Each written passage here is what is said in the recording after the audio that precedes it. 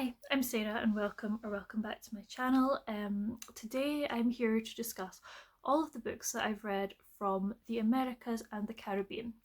So I've seen people on other channels do a sort of read around the world challenge where they're trying to read a book from every country in the world. I originally years ago saw Sophie from Portal and the Pages try to do it, and it looked really fun, but she did get a bit burnt out with it because she was trying to do I think like 300, well, all of the countries in one year. And more recently, I have seen Emmy talk about it on her channel. She's just doing it very slowly.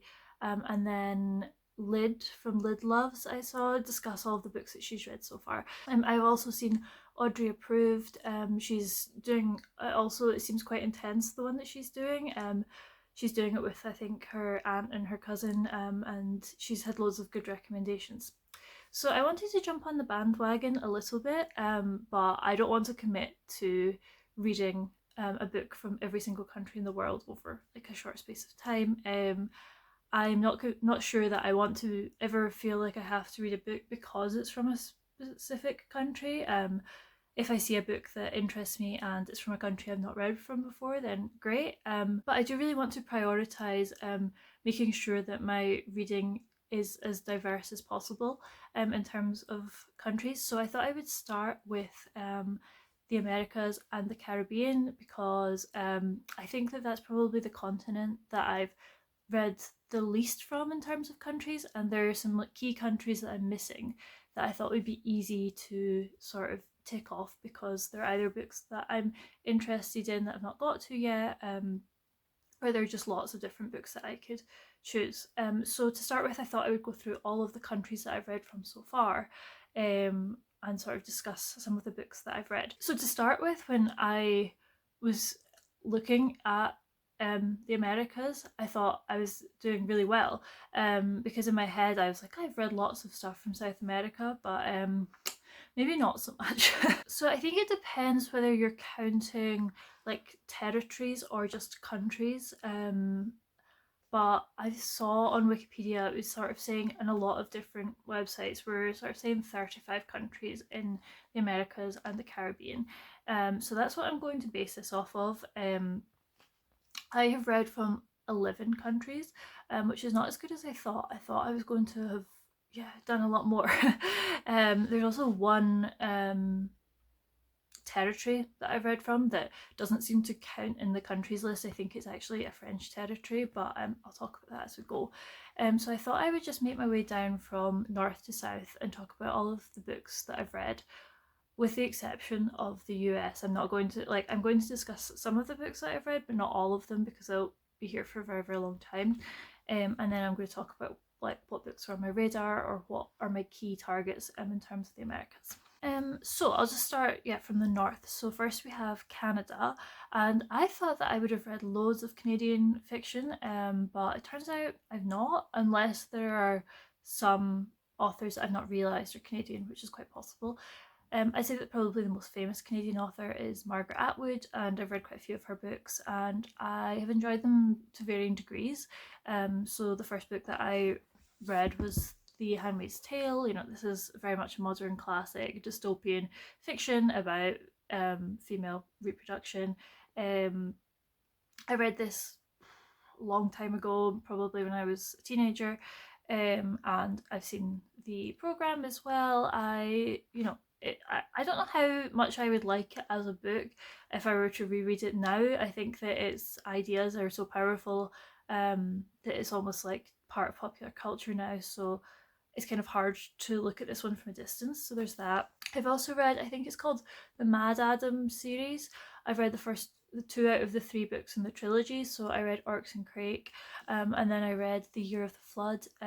These are sort of books that are part of the same world, but they don't really follow on from each other. This is also a sort of dystopian world where I can't really remember all the details, but the beauty industry's gone crazy in this world, and they're sort of having to lab grow their meat. I can't remember the details. I read this maybe 8-9 years ago, and I liked it enough to pick up the second book in the series, but then I never went back and finished it. I find Margaret Atwood's writing quite formulaic. She sort of jumps between perspectives and everything feels very measured, but it doesn't always make for the most exciting reading experience because you kind of know roughly what's coming. And then I also have read Cat's Eye, which is a book about a sort of middle-aged woman reflecting back on her childhood, the people she was friends with, and questioning their relationships, maybe like whether she was bullied. I quite liked it, nothing special, but I did quite like it. And then also Alias Grace I've read. This is sort of a reimagining of a true crime. It's about Grace Marks, who was what they call a murderess in Canada in the sort of 1800s, so it's historical fiction. Again, it's a really good plotty book that I was turning the pages. It was good. So yeah, that's Margaret Atwood. And then I've also read a couple of Ruth Ozeki's books, who is I think she's a Canadian author, but she has Japanese heritage as well. So I read A Tale from the Time Being. I absolutely love this book. This is a book about the tsunami in Japan in I think 2013 maybe, and it's a Japanese schoolgirl who is writing letters that got washed up on the shore in Canada, and it's this sort of Canadian, almost like the author type figure, who is reading these letters and then sort of reimagining the story. I really loved this. I then read the book of Form and Emptiness, which won the Women's Prize a couple of years ago, and I liked it, but nowhere near as much as A Tale for the Time Being. So that is Canada. So for the US, I thought I would just pick out sort of some of the key classics that I've read, and then some of my sort of favourite modern books. If I was going to pick out every single book that I've read from the US, I'd be here for a very long time, so I'm just going to pick a few. The sort of key classic that I've read is Portrait of a Lady by Henry James. This book was written in the late 1800s, and it follows Isabel Archer, who is sort of an American wealthy-ish woman who comes to the UK. She goes to England, and then she sort of does a trip around Europe. It definitely looks at women's autonomy, and yeah, she's sort of an independent woman, but what are the consequences of this? I really liked this book. I would like to read more Henry James. I think that it's quite different from British classic literature, so yeah, this was a good book. Then following on chronologically, I've read and really enjoyed some Edith Wharton books. So I read The House of Mirth. I really don't like this copy. And The Age of Innocence. I would say that out of these two, I preferred The Age of Innocence. These are sort of high society books in New York, looking again at women's autonomy, at what happens if you don't have money as a woman, how it is you can't just go out and get a job in these times. These books were written sort of 1910s, and the terrible consequences that can have. And then two sort of modern classic authors that I've read James Baldwin. I read Go Tell It in the Mountain by him. I have been meaning to get to more of his books for a very long time, but yeah, I don't really know where to go next. I really like this book. This is a very religious book, so I don't think it's maybe the best place to start. I also think it was James Baldwin's first book. But yeah, for me, I'm not a religious person, so it went a little bit over my head, but his prose style is really beautiful. I would really like to read Giovanni's Room and The Fire Next Time. They've been on my radar for a very long time. And then Toni Morrison, I read The Bluest Eye. I would really like to get more of her back catalogue. I really liked The Bluest Eye. It's a book about a young girl who has always wanted to have blue eyes, and sort of about her life, about the abuses, about the racism in the American South. And yeah, it was a really devastating book, but again, the prose is beautiful. Toni Morrison is a very, very well loved author, and yeah, I'd love to read more of her. Then another sort of classic American author is John Steinbeck. I have read East of Eden. I really loved this book. I know that this is a lot of people's sort of favourite book. I know Anna Wallace Johnson made a video recently where she said that this is her ultimate favourite book of all time. It's definitely not that for me, but yeah, this is a really great story about sort of rural working family in California. Yeah, in California at the turn of the 20th century. It's about different generations. It's a take on the Garden of Eden sort of biblical creation story. But yeah, this is really great. It's got one of the most like despicable characters of all time in it, and yeah, I would quite like to read some more John Steinbeck as well, but I don't really know where to go next. Then sort of another classic American book that I would really recommend and loved is A Tree Grows in Brooklyn by Betty Smith. This again is a modern classic. I think it was written in the 1940s, and it follows a young girl growing up in Brooklyn. Her family are really poor, and it's a very slice of life narrative. It's quite slow paced. It follows her going to school, her friendships, her family life. Her dad suffers from alcoholism, so there's quite a big narrative about that. And yet the writing in this was just so beautiful. I thought it was so beautifully paced, and yeah, I fell in love with this book. Then another sort of classic American author is Shirley Jackson. I've read We Have Always Lived in the Castle, and I again really enjoyed this book. It's a very short book. You know, it's perfect sort of spooky season read. It's not a scary book at all, but it's quite like a gothic atmosphere. It's about this sort of family of outcasts that live in this sort of castle, as the title would suggest, and the sister of the narrator has been accused of murdering someone, so they're not accepted by the rest of the people in the town, and it just follows on from there. Really great atmosphere, really great characters. I would quite fancy The Haunting of Hill House, so I might go to that next. Another book I've read is White Noise by Don DeLillo. I read this book last year and I absolutely loved it. This is sort of a satire. It's a book about a professor. He's a professor of Hitler studies at university, and then there's this sort of atomic type disaster that happens, and it follows on from there. It's a bit absurd, but I think it is really looking at American society, and this is just, for me, this is like a quintessential American book, I would say. It feels very American, I would say. Then the last two authors I'll just quickly mention that are still writing. The first is Paul Beatty. I read The Sellout when maybe like 4 years ago, and it was my favourite book of the year. This is Paul Beatty again. This is quite satirical. He's a very, very smart author, and this is looking at race in America. It's about a man who is taken to court for owning, he's a black man, for owning a slave. It just looks at the legacy of slavery, of racism, and yeah, this is like such a smart book and I loved it. I've also read The White Boy Shuffle by him, which I also loved, not quite as much as The Sellout, but it's a really great book. And then the last author is Lucy Ellman. I read Duck's Newburyport by her maybe 4 years ago as well. This is like a 1,000-page book. It's all written in one sentence, but it's about a housewife, and it's sort of told over the course of maybe a couple of weeks in her life, and it's just all of the thoughts mulling around in her head. I thought this book was so powerful, and yeah, it's, again, I think it's very quintessentially American. It's sort of a bored American housewife reflecting on all of the things that make up society in the US.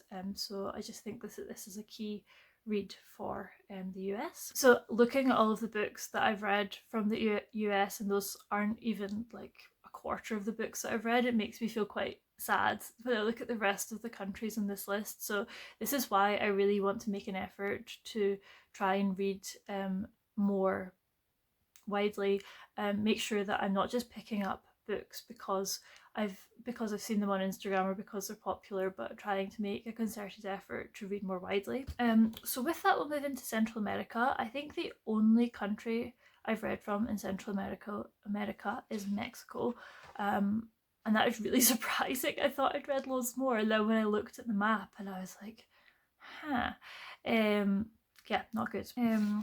But from Mexico, I've read Sudden Death by Alvaro Enrique. This book is about a tennis match between Caravaggio and Hernan Cortes.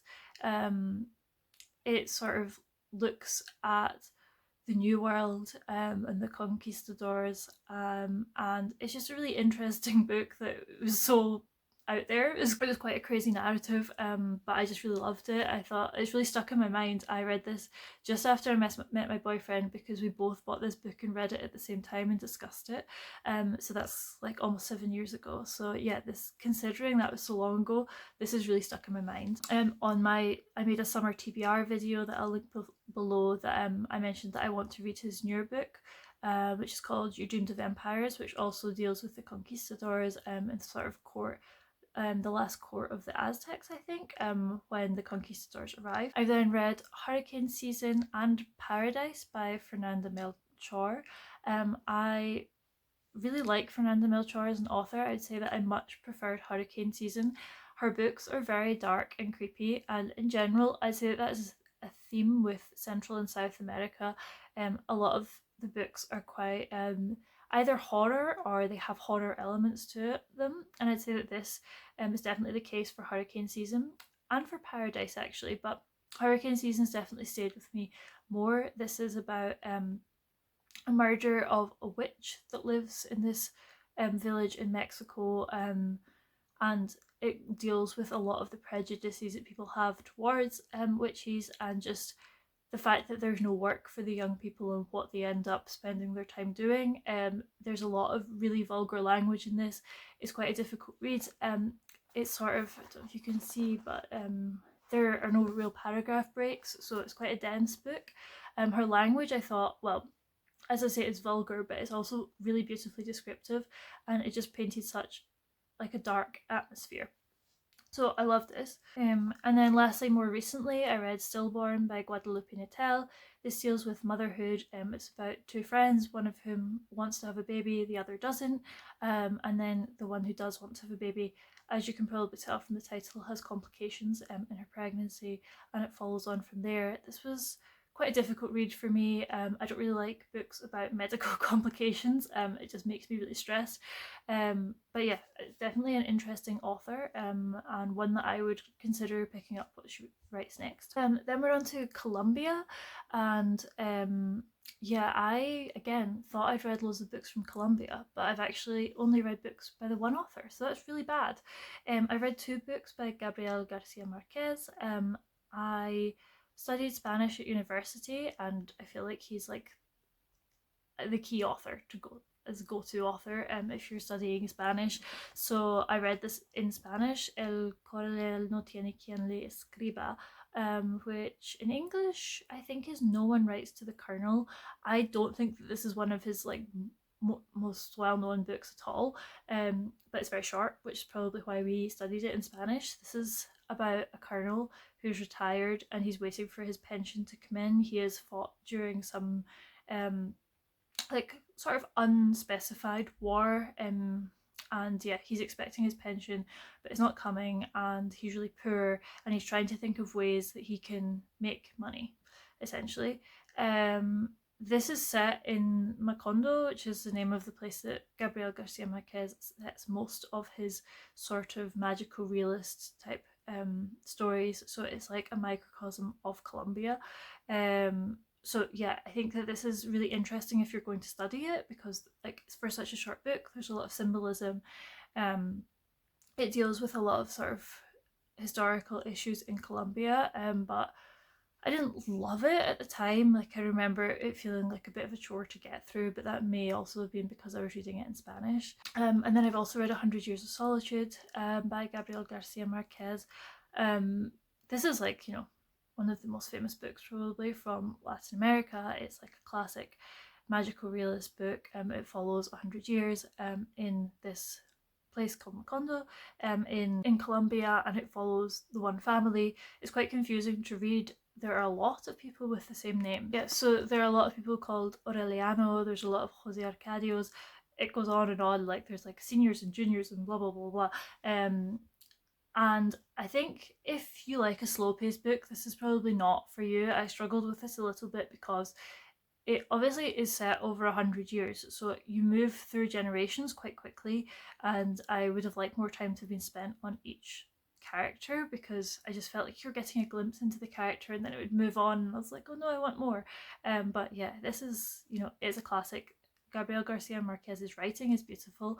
I would like to read some more by him. I think next I would like to read Love in a Time of Cholera, but I'm also aware that he is like an old male writer, so I would like to get to some sort of maybe more diverse Colombian writers. So if you've got any recommendations, please let me know. And then I've read a few authors from Chile, so this is looking a bit better. So I recently read The House of the Spirits by Isabel Allende. This was like my favourite book last month when I read it. This is kind of similar to 100 Years of Solitude, but better in my opinion. Probably a controversial opinion. This follows a family in I think it's set in Santiago, meant to be in Chile, and it follows sort of 3 or 4 generations. It mainly follows the women in the family. It's magical realist, but not to the same extent as Gabriel Garcia Marquez. They talk to, like, one of them especially sort of thinks that she can speak to spirits, and that's sort of the extent of the magical realism. This was just much slower pace, and I felt like the characters could develop more, so I liked it from that point of view. It also follows events that I knew about. I think the problem with 100 Years of Solitude for me is that it's set over the past 100 years, but it was written in 1960, so I was missing a lot of the context, whereas this was set during the 20th century in Chile. I know like a little bit about Chilean history. I know about Salvador Allende and the Pinochet regime, so like I could understand quite a lot more of what was going on. That's a me problem. That's not a Gabriel Garcia Marquez problem, but just worth noting. I've then read 2 books by Alejandro Zambra. So the first book I read was Ways of Going Home, and I can remember absolutely nothing about this book. It was really short and I didn't love it because I really can't remember anything. And I remember not really understanding what all the fuss was about because I'd heard like amazing things about him as an author. And then I took Chilean Poet out of the library and I absolutely fell in love with it. So it was just a very strange experience because I was so sure I wasn't really going to like it because I hadn't liked Ways of Going Home. But yeah, Chilean Poet is amazing. It's a book about sort of a couple's relationship, but over the span of sort of 20 years. It's sort of told from the man's perspective. He's a poet. The female love interest has a son with another man, so they're together. So the couple are together when they're teenagers, and then they split up. She has a child with someone else. And they get back together when they're a bit older. The sort of relationship between the stepdad and the son was so great to read about. And they have the cat in it, and the cat needs a tooth operation, and it's just like lots of little snippets of things that put together. It was just an amazing read. So yeah, I would really recommend that one. If you're looking for a book from Chile, I would really recommend that, or House of the Spirits, or this book. I read When We Cease to Understand the World by Benjamin Labatut. This is a sort of collection of short stories. It was shortlisted for the Booker International. I don't know if Benjamin Labatut is like classes himself as a Chilean author. When I looked him up online, it says that he was born in the Netherlands and then lives in Santiago, but he writes in Spanish, so I think that he like classes himself as Chilean. This is a collection of short stories all about scientists and mathematicians and just little like snippets from their lives. Some of it is completely fictional, I think, but yeah, some of the things were really interesting in this. Like there was a bit about someone that had invented a color or something, or like a pigment, and it just talked about that. It was one of those books where like there was loads of sciencey stuff in it, which I quite like in a book. I'm not really a science person, but I sort of like little stories about science. So yeah, this was really great. Then from Argentina, I read Elena Knows by Claudia Pinheiro. Everyone's been talking about this book. This is a book about a mother who has Parkinson's disease. Her daughter has recently died. They're saying that it was suicide, but she refuses to believe it. It deals with disability. It's quite a harrowing read. I found it quite sad. But yeah, I really enjoyed it. Yeah, a lot of people have been absolutely raving about this book. I think it lives up to the hype, so would recommend that one. Then I read The Dangers of Smoking in Bed by Mariana Enriquez. This is a collection of short stories. This is another one that's quite horror-y, which is not really my thing. But having said that, some of the stories in this collection have really stuck in my mind. So this is sort of like deals with witchcraft. It's called Contemporary Gothic. I would quite like to read her other collection of short stories, Things We Lost in the Fire, which is again sort of horror, but it deals more with the political regime in Argentina, all of the disappeared people, and is creating horror stories out of that, which I think would be really interesting to read about. This one I did like. As I say, it's not really my sort of thing, but there are a couple of stories that have really stayed with me in this. Then I read Mona by Paula Olohairak. I might be pronouncing that completely wrong. This is a book about a writer who is invited to this writers' festival in Sweden. She's won an award, and it's basically about a group of like very obnoxious writers all getting together and sort of showing off about how smart they are. It does get quite dark at points, but this was not my favourite. I didn't really. I sort of lost interest a little bit. I thought it was. I'm sure there are lots of layers to it that I maybe just wasn't getting, but yeah, I sort of finished it and I was a bit like, So yeah, that's that. And then the last book that I read from Argentina is Fever Dream by Samantha Schweblin. This is another book that was shortlisted or long-listed for the Booker International. It's a very, very short book. The edition that I read was like tiny. I don't have it anymore. And yeah, it was only maybe about 120 pages. This I think is classed as folk horror, which is not something that I've ever read before, nor is it something that I think I would particularly read again. I can't really remember too much about it now, but it's sort of about a boy that gets a curse put on him, and I wasn't scared by it. I wouldn't say that it's like very horrifying. It was a little bit weird, but yeah, overall not really my thing. So yeah, I've actually read quite a few books from Argentina, so that was good. And then Brazil, I've only read 2 books from Brazil, which again, I was so sure I'd read more of them. And one of them is a book that I really didn't like, and that's The Alchemist by Paulo Coelho. I'm sure everyone's heard of this book. It's like probably the most famous modern Brazilian book. It's about a shepherd who he lives in Spain. He goes to Northern Africa in search of treasure, and it goes on from there. It's sort of a fable type story. I read this in Spanish when I was first learning Spanish, and so like quite a long time ago now. And I spent the whole of the like first half of the book thinking that the word sheep was bird. So I was very confused because I thought that he was a shepherd of birds, and it kept talking about how he would put the birds in the barn to sleep at night, and I was like so confused. And then I realised that I had the word wrong and it was sheep, and then it made a lot more sense after that. Yeah, I don't really know how to describe this book, but I didn't. It's not really a book for me. It's very simplistic in the writing style, which was great for learning Spanish, even though obviously it was originally written in Portuguese.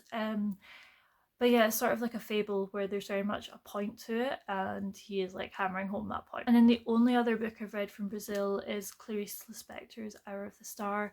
This is a very, very short book. I think it's about 80 pages. And again, I can't remember loads about it. I can remember the vibe more than actually what happened. This is a story about a very unfortunate young girl called Maccabea.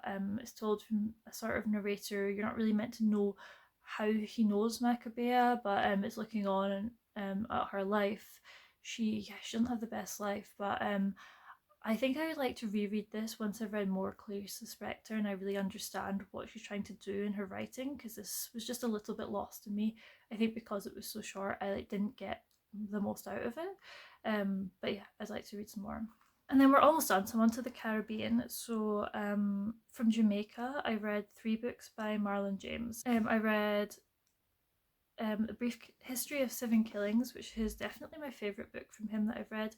This is about an attempted assassination on Bob Marley.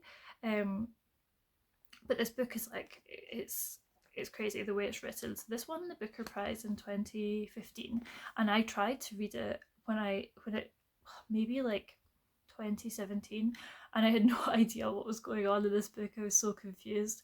And then I like gave it a rest, and I came back to it in 2020, and I fell in love with this book. I would like to reread it, but I'm just a bit worried that I don't love it as much now. It's told from a lot of different people's perspectives. It's quite a brutal book. There's a lot of violence in it. You know, it is a brief history of 7 killings. There's a lot of death.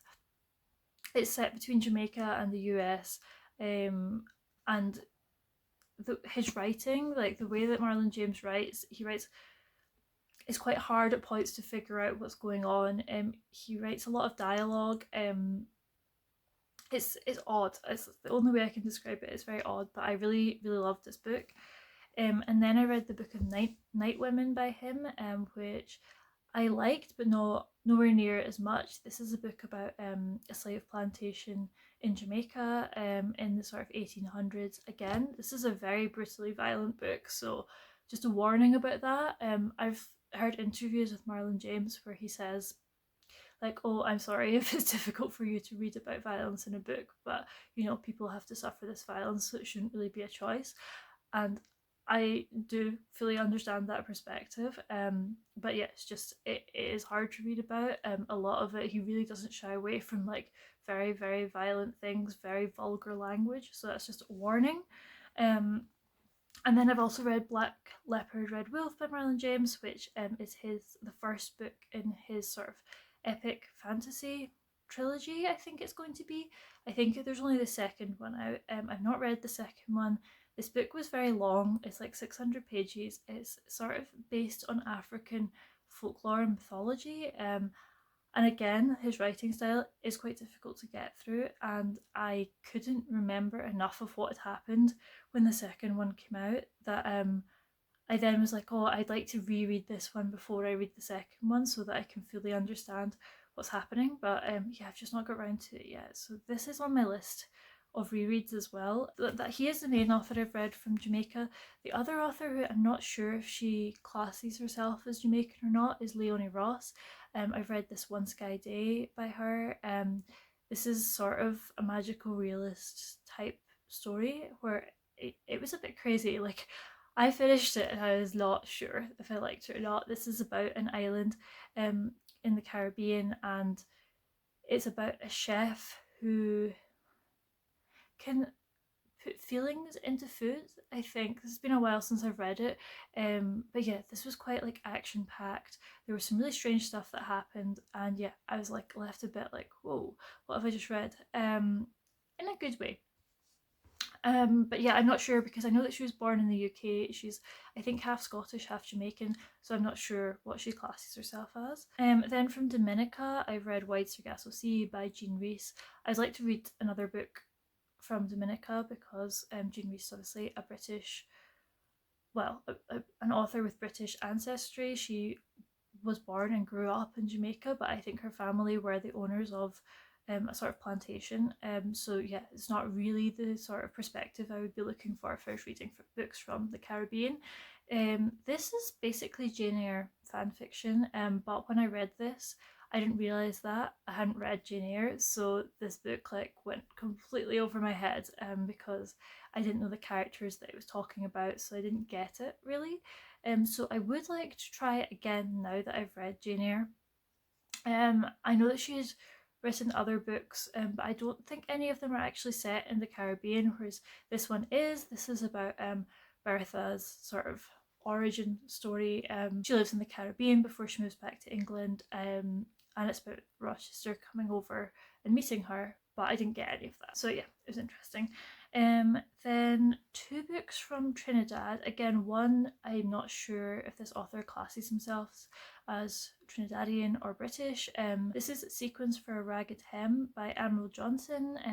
This is a book that was published in a series of, I think it was called Black Britain Writes Back, and it was Bernardine Evaristo who sort of brought together all of these books. They were sort of forgotten Black classics. I wasn't really sure about this book.